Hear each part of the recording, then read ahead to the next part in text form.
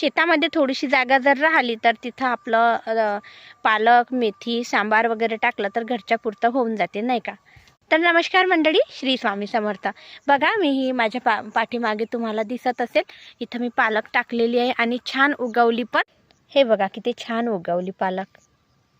थोडी दाट झाली, कुठं दाट कुठं अशी पतली पतली, नाही का? पण छान झाली. घरच्या पुरतं होऊन जाते. घरच्या पुरतं का, शेजाऱ्या पाजाऱ्यांनी जरी नेलं तरी होऊन जाते.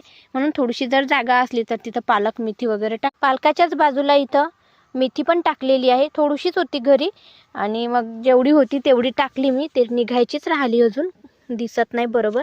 आणि धने पण टाकले इकडे. ह्या जागेवर इकडे धने टाकले, इकडे पण धने टाकू नये, पण ते निघायचेच राहिले. शनिवारी टाकले होते.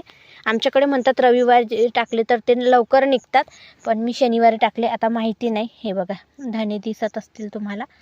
हे बघा धने आहे, पण अजून त्याला कोंब वगैरे यायचेच राहिले.